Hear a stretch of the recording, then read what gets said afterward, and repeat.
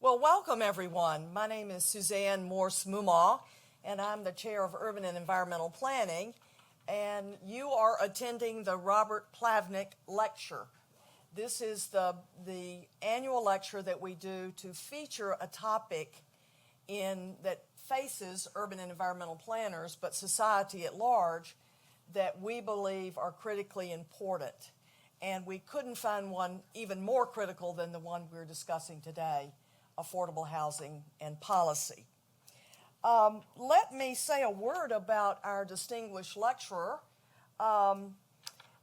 Jenny Schuetz is a senior fellow at the Brookings Metro and an expert in economics and housing policy. She's written many journal articles, popular press articles, and has been published in the New York Times, the Washington Post, Slate, Wall Street Journal, lots of others. So widely read and widely known. But today we are here to focus on her latest work, Fixer Upper, How to Repair America's Broken Housing Systems. And I would just encourage you, we've got nice Patsy from the UVA bookstore. It's so wonderful to see her after closing for the pandemic, who is out with a special price on these books. I get nothing from it, but I'm just encouraging you to pick up a copy of your own. Jenny does not rest on her laurels, of course. She's working on zoning reform, rethinking home ownership incentives, the wealth gap, and how housing exacerbates economic and racial segregation. She has served as the principal economist for the the Board of Governors of the Federal Reserve System, been a professor at the University of Southern California, a postdoc at NYU, and teaches at Georgetown and is now in residence at Brookings, as I said a moment ago. Here's her real claim to fame. She went to UVA. Yeah, there we go. So she graduated only a year or two ago in political and social thought, went on to get a master's degree in urban planning at MIT and a PhD in policy at Harvard.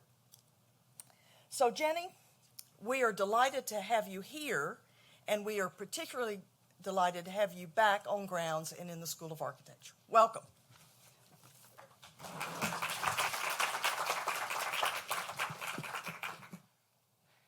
Thank you so much. Is my mic working okay? Everybody can hear me? Excellent. So thank you so much for inviting me to come back. It is always an honor and a privilege to come back to UVA. I had a little bit of time to walk around grounds, which is looking as beautiful as it always does in fall. I know that you planned this to make me nostalgic and homesick, and it worked. And it's also lovely to come back and talk to a city that is in the midst of having a lot of conversations and very productive conversations about housing, about zoning reform. And so I'm going to give you sort of an overview. The book is really framed nationally, so I'll start with some national kind of overview of the problems, all of which will sound familiar to you. I added in a special section about some housing challenges for the state of Virginia, which has a couple of particular things that are worth keeping in mind. And then I'm going to finish with sort of the next steps where I see the housing movement going in the next few years. For those of you who are not familiar with this gentleman, this is Jimmy McMillan. He has run for a bunch of offices in New York City and New York State. He is the leader of the Rent is Too Damn High party, which is certainly appropriate in New York, but that's also appropriate in Charlottesville. It's appropriate in many communities across the U.S. Rent has gone up, prices have gone up, and there's no particular end in sight, at least at the moment. So the broad framing for this book and for much of my research really starts with a very simple premise. The U.S. hasn't been building enough homes to keep up with population and job growth. So this shows you population-adjusted housing production going back to about 1970. You can see that real estate is a very cyclical business. It goes up and down. That's in some sense the nature of real estate. But we've been on a downward trend. And in particular, if you look at the giant cliff here, so this is in the Great Recession, we stopped building homes altogether for about 3 or 4 years. People couldn't qualify for mortgages. Builders had a hard time getting construction financing. We lost a lot of our construction workers. And so we just stopped building housing altogether. It took a long time to climb back up. You can see this very slow kind of trend upwards before the pandemic started. We were just barely starting to get back to the point we were in about the early 2000s. So nationally, we are in the hole by a decade of underbuilding.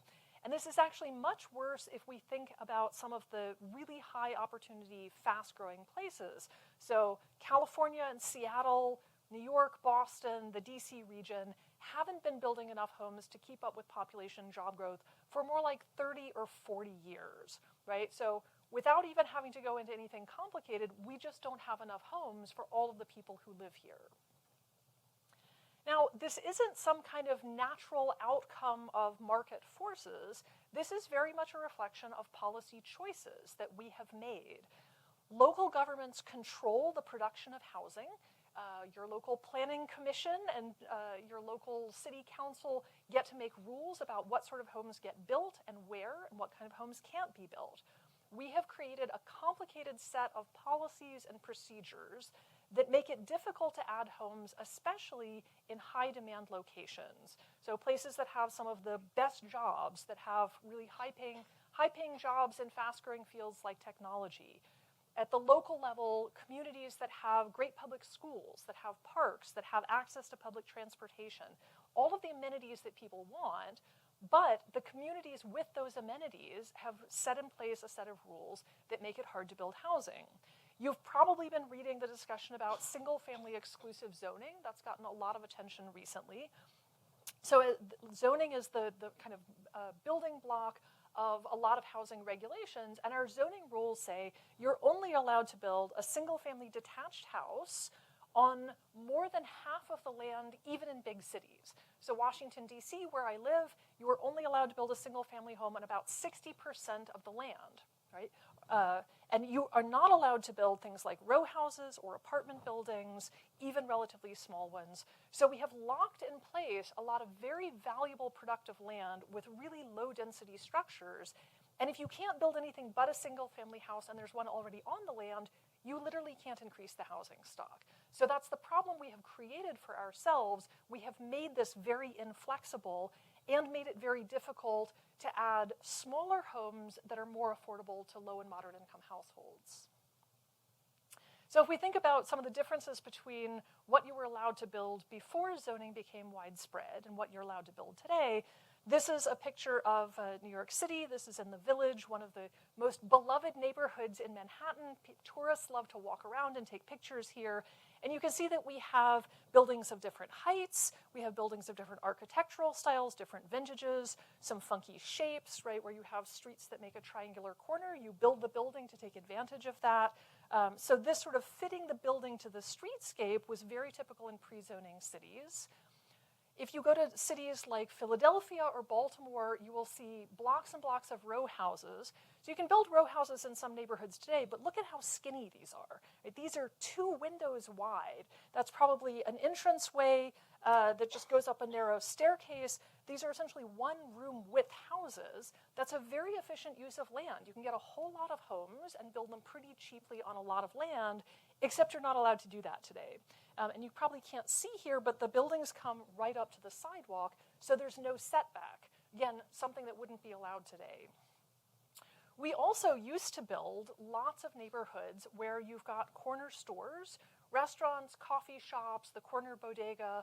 The kinds of services and retail that we use every day used to be built in as part of residential neighborhoods. So ground floor retail with apartments above it, or a corner store on a mostly residential block, that was just normal, right? And if you go to most pre-zoning cities, you'll see examples of these all over the country. Not permitted today. What are you allowed to build under the zoning that's in place in most of the US? Houses that are exactly the same size, exactly the same width, on lots that are exactly the same size. They all have to be set back the same distance from the street. All of them have to have 2-car garages, so you have your off-street parking. We have made it impossible to build diverse neighborhoods. Instead, all you can create are these replicas, right? The one-size-fits-all, the same size house on the same lot, block after block after block. entirely residential. The commercial is in a strip mall that's 3 miles away, so you have to drive to get to the grocery store, right? And if you think about it, now that what you're allowed to build is primarily these identical structures, it's much harder to accommodate a diverse set of people living in those homes, right? How many one-person households, right, 25-year-olds right out of college, want to live in a 5-bedroom house in a detached suburb, right? How many older households want to live in a house of this size and have the maintenance for it, right? Then, of course, we get into income and wealth. If all of the houses in a community are the same size and look the same and are all brand new construction, there's one price point to get into that neighborhood. If you can afford the down payment and to qualify for a mortgage, you can move in. And if not, I'm sorry, you're not allowed to live here. So zoning is effectively a form of social and economic gatekeeping that keeps communities homogenous. We have, it's important to understand that it's not just that zoning is a set of rules written down on a piece of paper or kept on your planning department website. There is a whole political process behind that. One of the trends we've seen over the 20th century is that zoning becomes more and more discretionary, meaning that elected officials or a planning commission, somebody makes a decision on a case-by-case basis about what kind of homes and other projects can be built. Local governments have chosen to defer or outsource a lot of their authority to people who already live in a community. So this should come as no surprise for those of you who live in Charlottesville. You've been going through the process of rewriting your comprehensive plan and your zoning laws. You'll be familiar with the community meetings. People who live in the community get to show up and say, I like that project or I don't like that project. It's too tall, I don't like the architecture, this is going to bring in too many cars, there's going to be more problems with parking, there are going to be too many kids going to the school. It's understandable that people care about their communities. We are deeply invested in our neighborhoods. We often like them the way they are. So it's not a problem for residents to have a voice, but we have given them veto power. The people who moved into a neighborhood 10, 20 years ago and bought homes now get to play gatekeeper to who else gets to move in. They get to stop development that they don't like, which very often means younger households, renter households, lower income households, and non-white households, right? So by giving over power to existing residents, we have made it much harder for newcomers to get into a community. All of the stuff I've been talking about so far, the lack of production, this sort of complicated process, contributes to too few homes that are too expensive.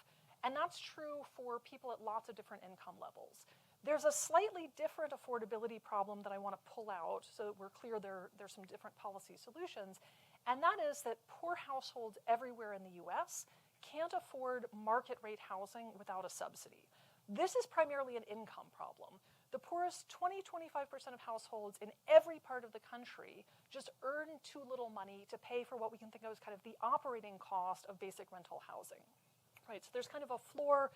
If you're a landlord, in order to run an apartment building, you have to pay for the mortgage, you have to pay property taxes and insurance and utilities and so forth. It's hard to run an apartment for less than about $500 or $600 a month. And there are a bunch of people who can't afford to pay $500 or $600 a month in rent. So there's essentially a gap between income and rent that can only be made up with subsidy, with some assistance from the government. And we know that this is primarily an income problem because we see this not just in places like California and New York. This is also true in cities like Baltimore and St. Louis that are objectively pretty cheap places to live. This is true even in rural areas where land is very inexpensive, right? Poor people can't afford to pay for decent quality housing unless we provide them with some assistance, right? And this is not just a problem for poor families. This graph is showing you that the poorest 20% of households have about $400 left over after they pay rent to pay for everything else. So imagine trying to pay for groceries and transportation and health care and clothes and everything else on $400 a month. And a lot of these are families with kids. So we have millions of families with children who are living in poor quality housing, because that's all they can afford, or in neighborhoods that are unhealthy and unsafe, that are not close to jobs, where adults don't have access to employment opportunities. We have families under enormous levels of financial stress, which is bad for physical and mental health, right? these kids are the workforce of the future. They are the citizens of the future, and we are not providing them with adequate quality housing and neighborhoods to grow up to be good, productive adults, right? So this is going to have costs for all of us. The flip side of not building enough homes in the right places is that we've been building too many homes in the wrong places from a climate perspective. I suspect most of you have been reading the news on Hurricane Ian. It's devastated most of the state of Florida. We built a lot of homes in places that we know are going to get hit by a hurricane, if not this year or next year at some point. We keep building, right? The Florida coast is a perfect example. We have built and built in places that get hit by hurricanes year after year. Guess what? When those hurricanes get damaged and the federal government pays to rebuild them and to bail out people who live there, that's going on all of our tax bills, right? So this is one of these hidden costs. By building too many homes in the wrong places, we are all incurring more costs. And of course, the worst of this is for people who live in those communities, right? Some of whom are not going to be able to rebuild, who've lost everything. And you can think of sort of the wrong places to build in a lot of ways, not just in hurricane-prone coastal areas. Many of the mountain areas, Tennessee, Kentucky, parts of Virginia, have periodic flooding from heavy storms. All over the West, California, Colorado, Oregon, have wildfires. We build and rebuild towns that burn year after year after year. There are homes that have been literally rebuilt 3 times in the same location, and they keep burning, right? Our insurance systems can't hold this. At some point, insurance companies have already started pulling out, right? But one of the things that land use regulations could do is say, let's not build homes in places at high climate risk. Instead, we haven't done that, and we have encouraged people to keep building in these places. So the U.S. has relied very heavily on homeownership as the primary form of wealth building, going back to the post-World War II sort of development of the modern mortgage market. The idea is you buy a house, you take out a 30-year fixed-rate mortgage, you pay this down over time, that accumulates equity, and then this is something that you can tap into, right? And lots of people use their home equity to pay for their kids to go to college or to start a small business or retire on, right? For many people, home ownership has been a very effective wealth-building tool. This doesn't require you to make a decision with every paycheck. It just automatically goes into your mortgage. But home ownership is basically the root of the racial wealth gap. White families, starting after World War II, were able to buy homes in middle-class neighborhoods and accumulate wealth. Parents were then able to pass on money to their kids, to their grandkids. Black and Latino families were legally excluded from homeownership until very recently in our country's history. So it was legal for banks just to say, I'm not going to give you a mortgage because you're Black or Latino. It was legal for realtors to not show Black and Latino home buyers homes in neighborhoods that were going to be accessible to them. So today, about 70% of white households own their home. Fewer than half of Black and Latino households do. And even if we look just at those people who own their own homes, white households have about twice as much home equity as Black and Latino households, right? And it's entirely because of this intergenerational transmission of wealth. We know that white households in their 20s and 30s, when they buy their first home, are likely to get a gift from parents or grandparents to help with the down payment. And Black and Latino home buyers don't get that because their families don't have the wealth to share. This is really uncomfortable for a lot of advocates who want to encourage more home ownership among low-income households.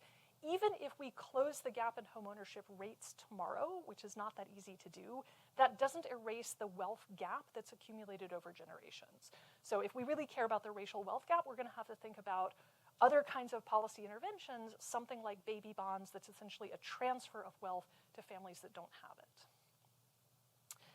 It's also important to think about sort of the layers of policy that have been created over time that create and reinforce both a racial wealth gap, a racial homeownership gap, and racial segregation in our neighborhoods.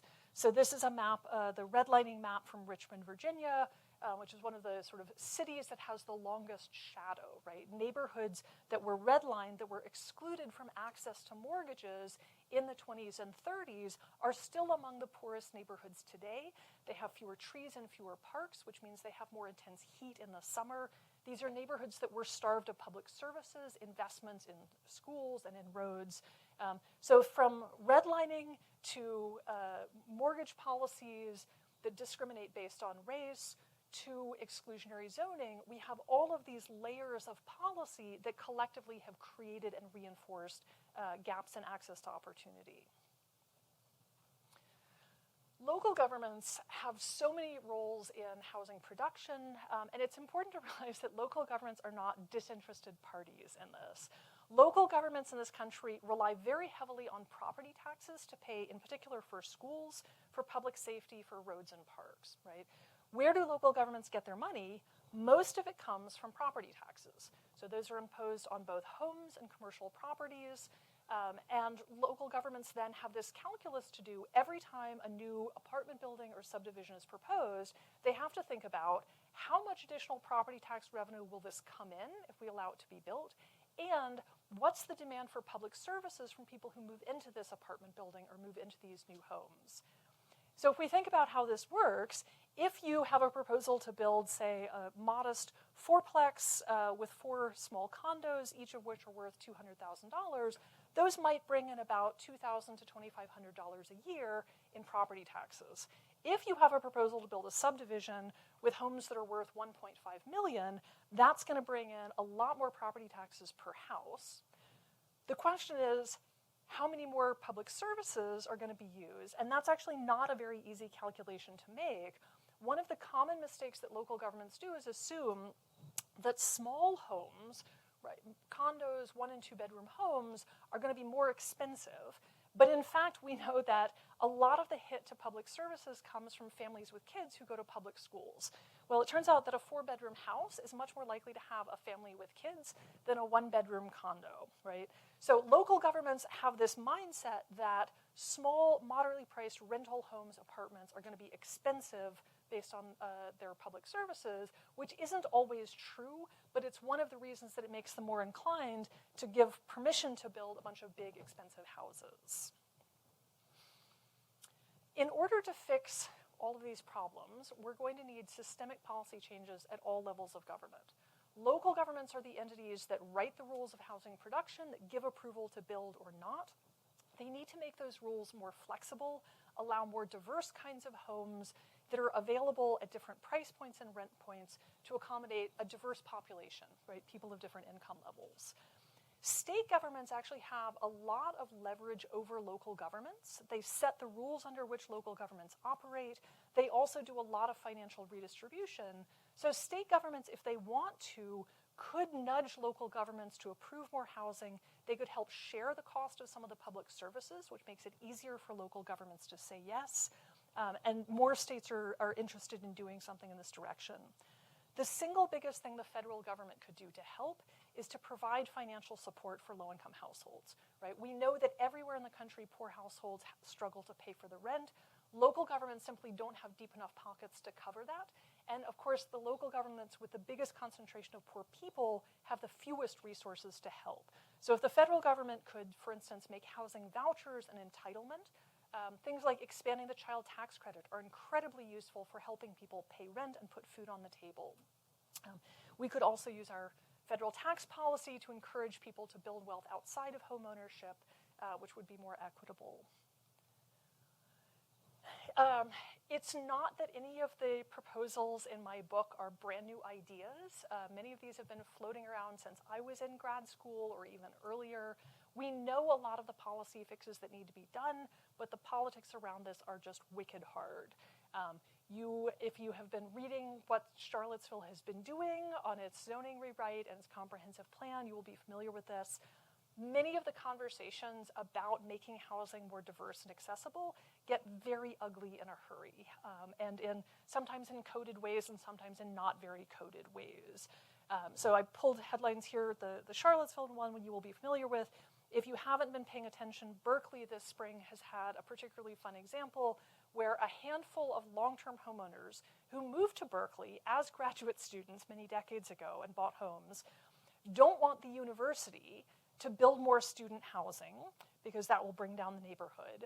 They also don't want the university to expand its student enrollment because there isn't enough student housing.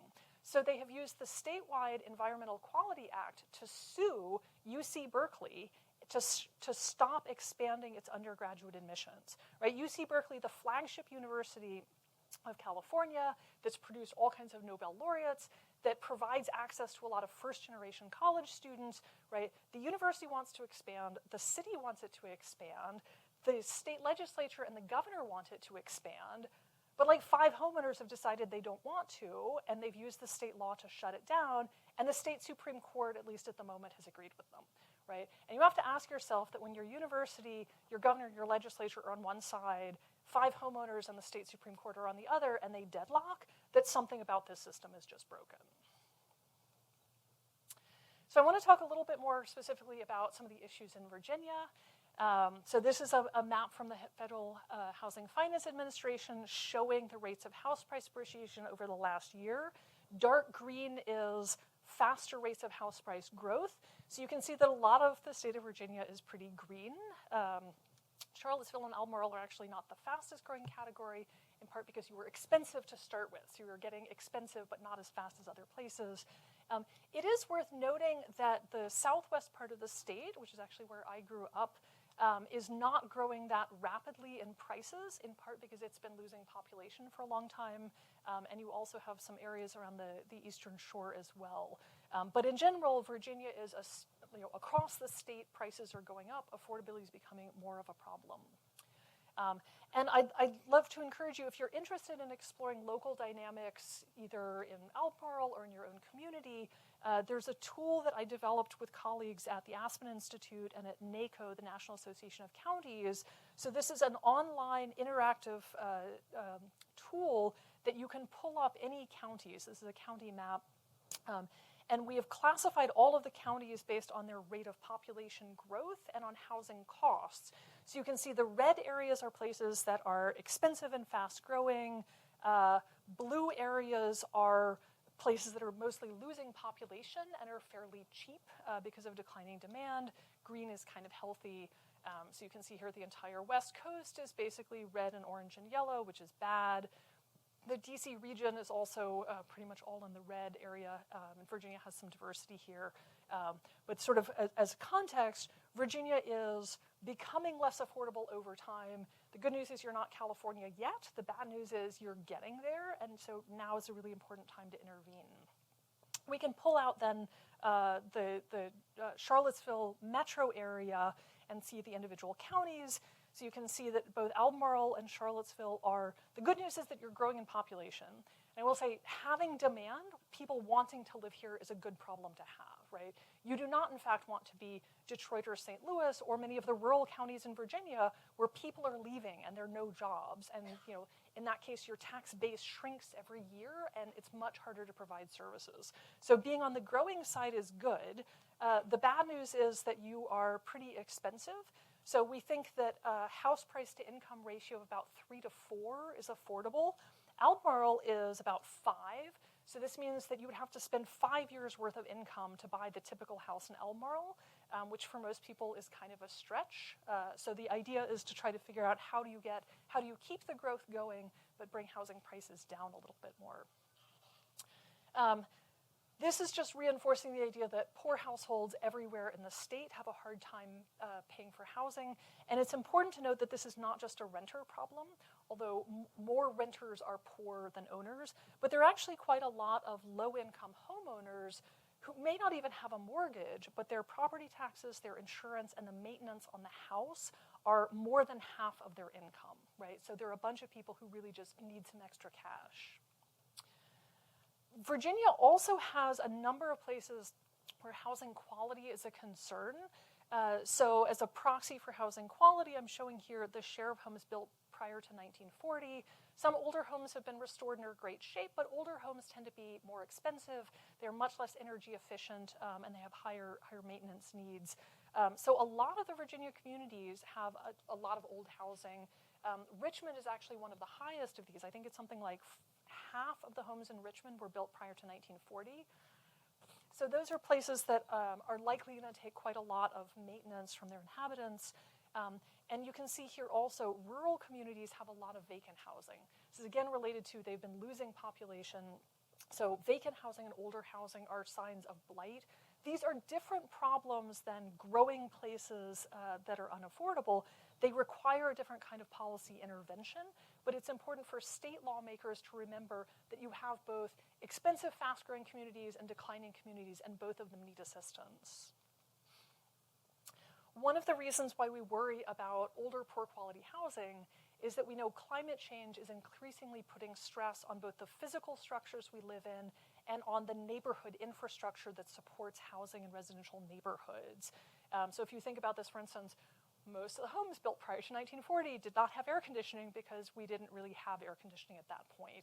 Some of them have central air retrofitted, some of them have window units, but we've actually got a lot of people living in homes without air conditioning, which is bad when we have long stretches of the summer where temperatures are above 90 degrees, particularly for older adults and for very young children. There are some real health issues with that, right? And so we need to figure out how to help them. The Eastern Shore is dealing with sea level rise not just during big storms, but as regular flooding, right? So Norfolk has been figuring out how do we keep the streets in our neighborhoods from flooding when we have high tides. There are a bunch of rural counties on the Eastern Shore where they don't have town water and sewer. They run on wells and septic tanks. What happens when sea level rises? Septic systems don't work, right? They don't leach out. So there are a bunch of rural communities where all of the homes on septic systems, the septic systems aren't going to work. What do you do, right? That's left up essentially to homeowners to figure out how to finance a replacement. These are too small to put in a town sewer system.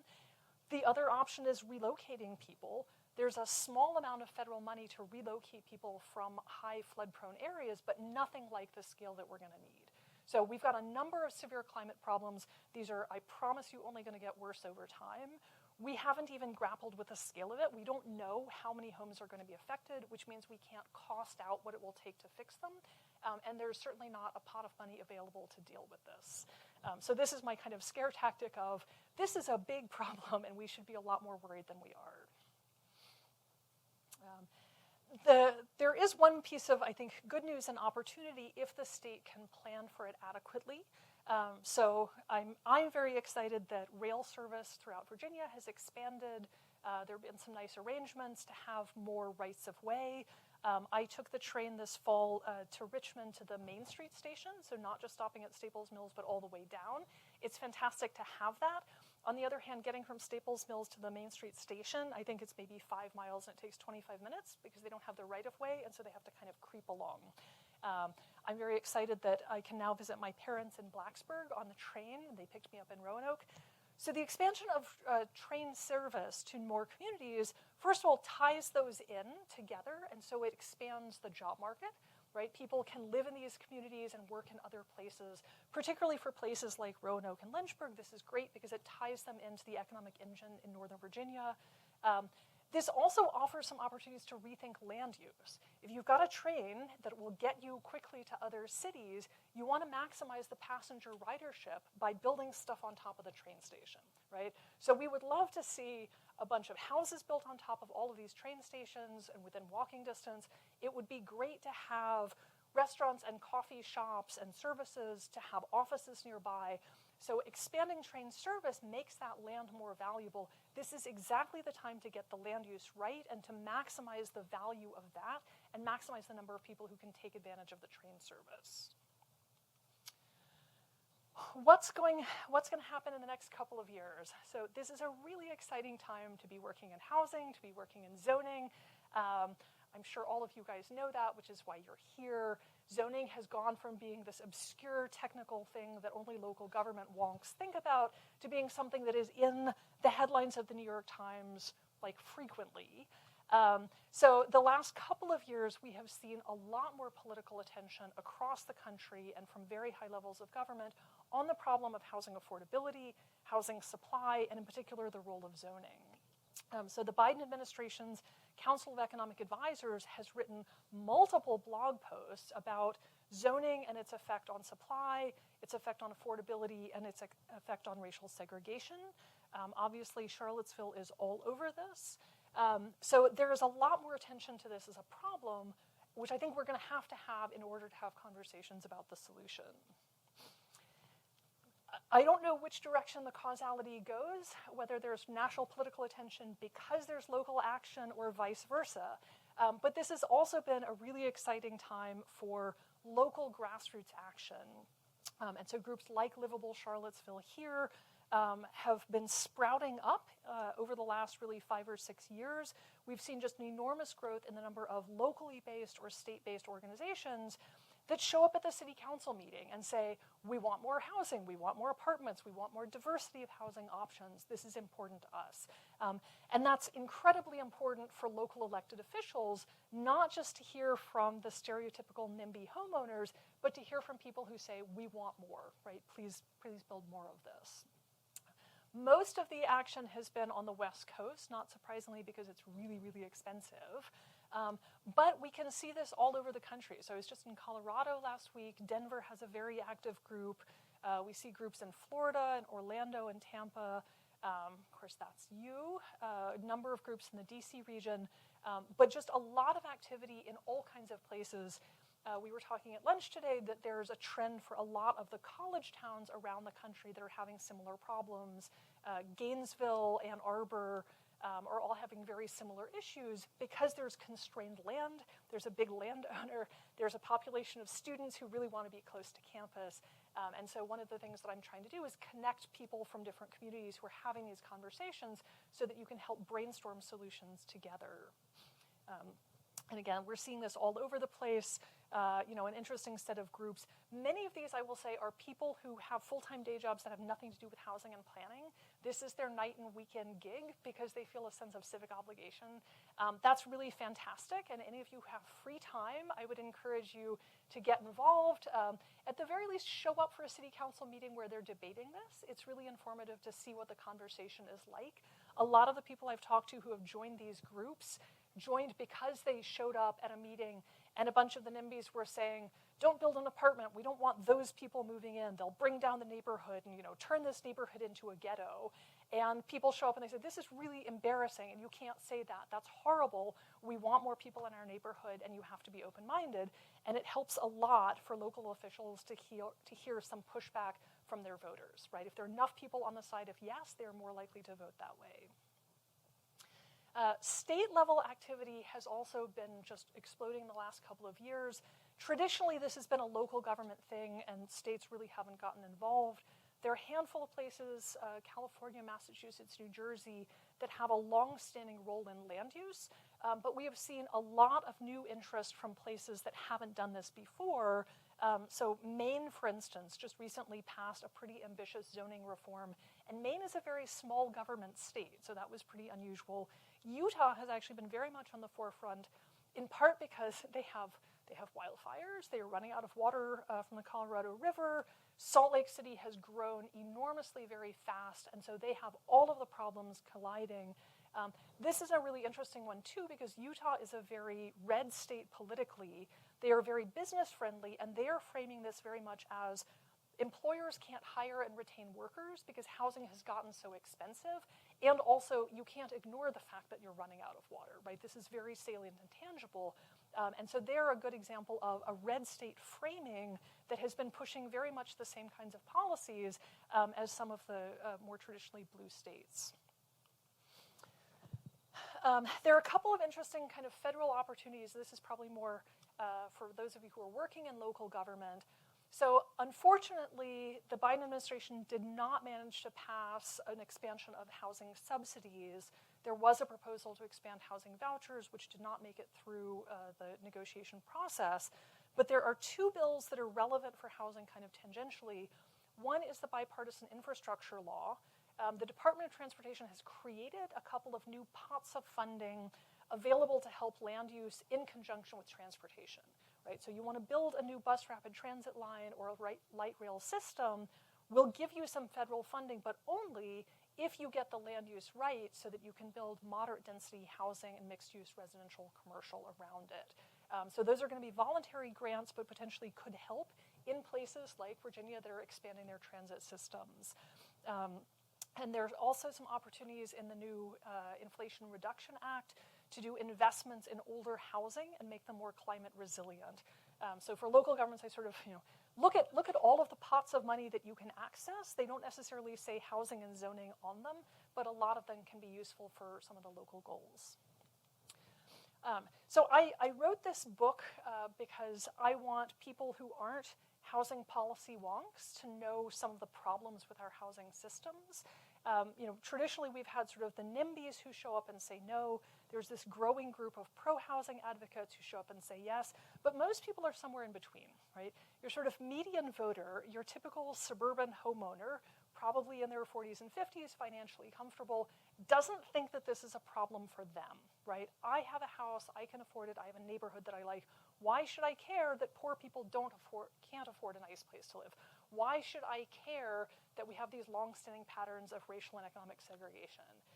And one thing that I want people to take away from this is it actually matters for all of us, right? Housing is such an interconnected set of systems. Even if you are a comfortable suburban homeowner, the fact that we're building homes in the wrong places, and we are all footing the bill for that in our taxes and will continue to, we should care about that, right? We should care about the climate impacts. We should care about the fact that we have a lot of kids who are not growing up in productive circumstances. That's going to cost all of us as well, right? And we should care also that the fact that it's hard for businesses to hire and retain good workers in places like California, increasingly in places like Charlottesville. Our overall growth is less because of this, right? So all of us have a stake in getting our housing systems right. And part of my hope for the book is to get this to a broader audience. So for those of you who are already in architecture and urban planning and housing wonks, go home and talk to your friends and neighbors who aren't and tell them that they also should show up at their city council meetings. So thank you, and I'll look forward to your questions.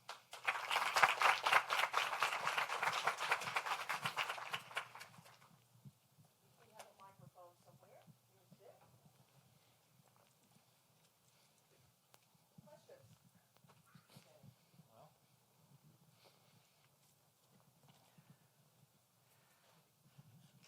Test. Oh. So something we didn't talk about in the comprehensive plan that I can recall is all this new rail service, just because the timing didn't really add up. We didn't know it was coming. Probably we should start thinking about that. Really interested to hear your thoughts more specifically. Yeah, so I came down this morning from DC, and we came, out of DC. You go through Alexandria, through Manassas, Culpeper, and Charlottesville, and I will say that the train stations are underwhelming. It's like a bench and a little shelter in the name of the station, but not much else. If you go to, Arlington is a great example. They've got the metro stations. You get out of the metro station and you look up and there are tall buildings on top of it, right? And so there's a bunch of ground floor retail or a bunch of restaurants with nice patio seating, and then you've got a ton of apartments or offices on top of that. Ideally, we should have some version of that on top of the Charlottesville train station and the Culpeper and Manassas and all of the rest of those. Probably scaled. There's a surface parking lot, which is convenient for people who want to park and ride, but that's a real waste of valuable land. So move the parking lot 2 blocks away and put some buildings on top of it. That's all. Yeah. I mean, even better, actually. Think about your bus transit network coming from the station. Think about adding some bike lanes that go from the station to the downtown mall and to grounds, right? So ideally what you'd like is for people to be able to take the Amtrak in, get off of Amtrak, do a bunch of stuff within a 2-mile block radius. So like maybe people come for a business meeting and the office is right there and they go to lunch.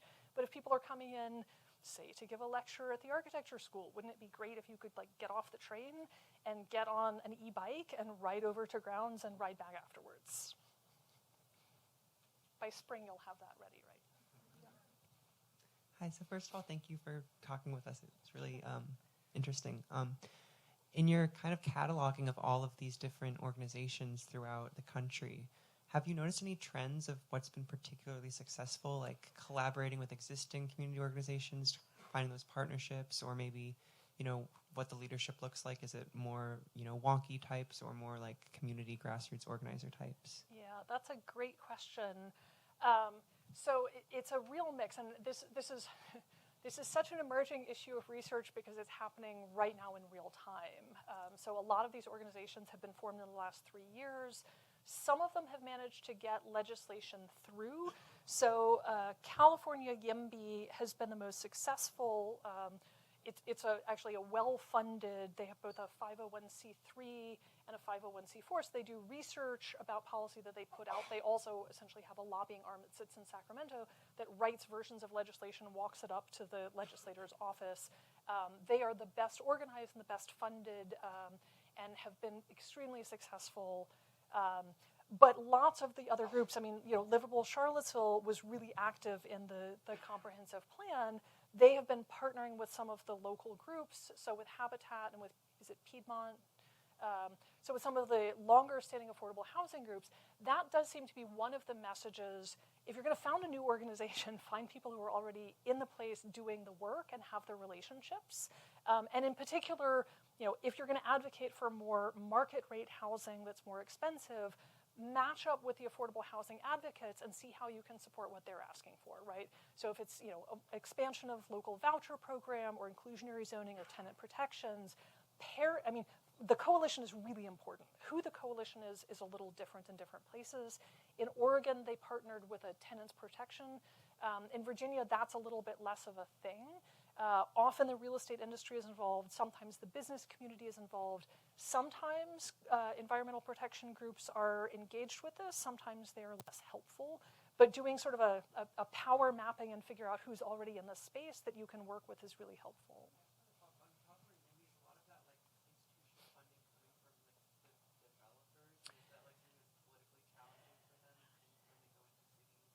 It's actually less from developers and more from the tech industry. Because the tech industry in California has driven a lot of the housing price growth because they have a lot of high-paid jobs, but they also realize that this is a big problem for hiring and retaining workers. The tech companies don't want to directly lobby on this, and they are not always helpful when they do, but they have been funding a lot of the organizations.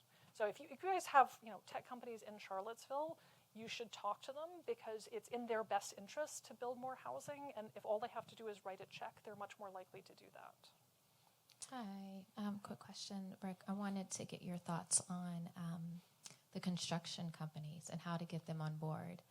Looking at inflation, obviously, yes, if you have companies that have been doing this a long time, but ultimately they're still paying construction companies. So what is your thought around that to ensure that this is not just a fly-by-night kind of thing? Yeah. So I want to make a little distinction between the home builders and the developers because they're often different. So the home builders are working with pretty limited sort of ability. There's a piece of land, it costs what it costs. They buy finished lots. Wages are what they are, materials are what they are. Those are national markets.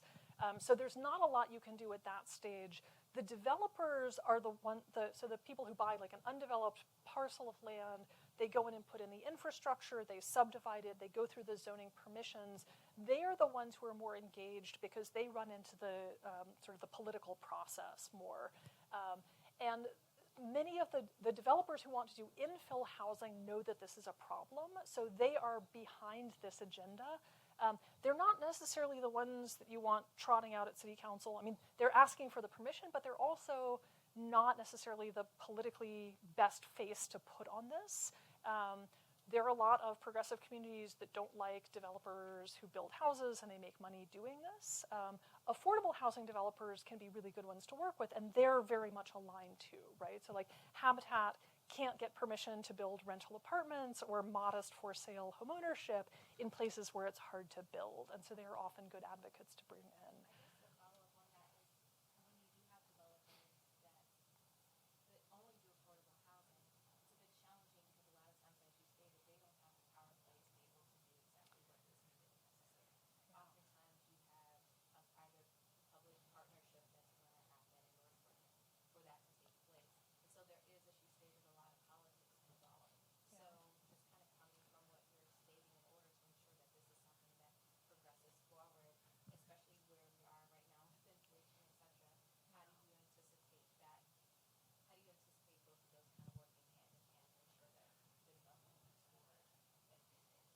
Yeah. So I don't know what's going to happen with development in the next probably 18 months, in large part because of not just inflation, but specifically interest rates. When interest rates go up, it's really expensive to borrow money to build, and construction interest rates are higher than mortgage rates anyway. So, my sense is that at the moment, a lot of developers are pulling back on projects to wait and see if interest rates are going to stabilize. But I think probably in the next 18 months that will work itself out, which kind of makes this a good time to be doing some of the policy stuff because that takes some time. I do think it's really important for the nonprofit affordable housing developers, the for-profit developers who often do a combination of affordable and market rate, and potentially also the public agencies who do some development to be on the same page with this. So at the end of the day, their interests are all aligned to make it easier to build homes at diverse price points. Sometimes they wind up getting pitted against one another, and that's really detrimental to the process. So, some of this goes back to how do you get people on board with the coalition? If the affordable housing developers want, some zoning rules relaxed, but also want more subsidies, the for-profit developers lose nothing by backing them on that, right? And so figuring out where their interests are aligned and can support each other is really important. In addition to California YIMBY, are there other organizations promoting model code or model legislation? It seems like clearinghouses for that would be a tool for adaptation across the country and really scaling. Yeah, there aren't model codes at the level of the zoning codes, and I will say that a lot of the state level policy innovations, there's been some kind of copying of things. The biggest trend has been legalizing accessory dwelling units, ADUs, so backyard cottages. I actually don't love that because it's really small, right? This is around the edges.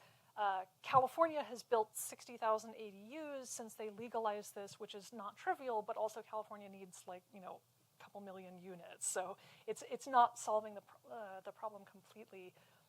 So there is sort of a trend of somebody figures out we can legalize ADUs and a bunch of other states try to do that, right? We might want to legalize duplexes, a bunch of other states want to go legalize that. It's worth the state doing kind of an assessment of their market needs, right? So Virginia doesn't have a statewide housing shortage. It has a housing shortage in Northern Virginia, in some of the Richmond suburbs, and in some of the places like Charlottesville and Blacksburg, right? It doesn't actually need to legalize stuff statewide or to have kind of a punitive system for all of its local governments. It needs to target it, right? And that's a different kind of analysis than California is doing. The hard thing is that most states don't have a housing agency that's set up to do the kind of analysis and then think about how do I translate this into policy? How do I write the legislation? Virginia has a part-time legislature, which means that you don't have people in the Capitol all the time and staff there and advocacy groups who can work with them throughout the year to do this. So that is going to be a challenge here. I think Massachusetts has a pretty ambitious statewide transit-oriented development zoning reform. So basically all of the communities that have a commuter rail or bus rapid transit have to have some area that's zoned for apartments, right? Which is like low-hanging fruit. If you have a commuter rail station, you should have some apartments next to the commuter rail station. They are still figuring out how to implement this. They have a lot of pushback from localities, and they have not figured out how to enforce it, especially for the really wealthy suburbs that are perfectly happy to forego state funding in order to not have to build. But that's one that I think could be a good model for Virginia and is worth watching.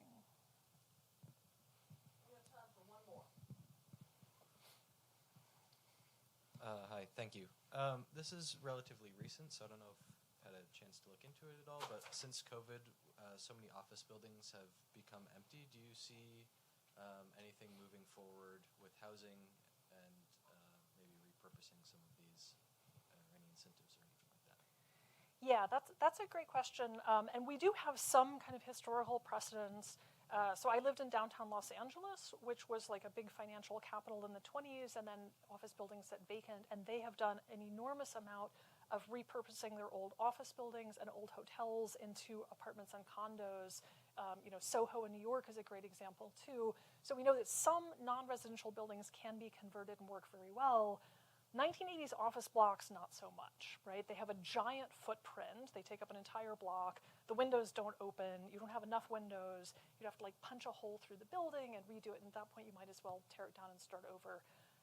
There definitely are going to be opportunities. Localities need to think about not just their zoning, but their building code, because it's actually the building code, health and safety code, fire code that are going to make those conversions harder. I would love to see places that have vacant office buildings being super flexible and allow some temporary conversions and see how they work and decide whether you should continue doing that. Particularly places that have a lot of homeless people, like repurpose the stuff that you've got and get people off of the street and then figure out if this is something you want to continue. It's not going to be, we can't repurpose enough existing office buildings to solve the housing shortage. Tearing them down and replacing with new housing is an option, but that's going to be longer and expensive. Very quickly. You didn't speak much to the wealth question, one of your bullet points, that home ownership should not be one of the only components of building wealth. How do you speak to that, or what are the options built around that, and how do you speak to that, particularly against reducing some of the stigma to renting, and what types of new buildings and living opportunities to develop? Yeah. So there are actually at least two reasons why we shouldn't expect everybody to build all of their wealth through homeownership. And one is, it's a terrible financial strategy for a lot of people, right? If you bought a house in Palo Alto in 1980, you've made a lot of money. If you bought a house in downtown Detroit in 1980, you did not build wealth, right? So we shouldn't expect people to put all of their money into a single house in a single job market because they don't always make money on that. The problem is we have jiggered our federal income tax code so that you get to write off the interest on your mortgage. You get a capital gains preference for money built with homeownership that you don't get for putting money in the stock market. So we have a bunch of these provisions that basically channel money into homeownership instead of things like just putting money into your 401k, right? So we could take out those preferences in the tax code just to level the playing field and make it easier. The stigma around rentership is really deep, and it gets layered on top of the stigma about race and class. In places like Charlottesville, people don't want a bunch of student renters, so there's some age-related stuff in there too. That is going to be hard to undo, right, because it's kind of coded into people's preferences. But we can change the laws, right? So, our single-family exclusive zoning laws are all about discriminating against apartment buildings and renters, right? And renters are not a protected class. That's not illegal. But if we make zoning more friendly to multiple family dwellings that can be rented, that helps a lot, right? So a lot of this is just, there's so much preference and subsidy for homeownership that we don't even recognize. Just getting to a level playing field on the rules would be really helpful.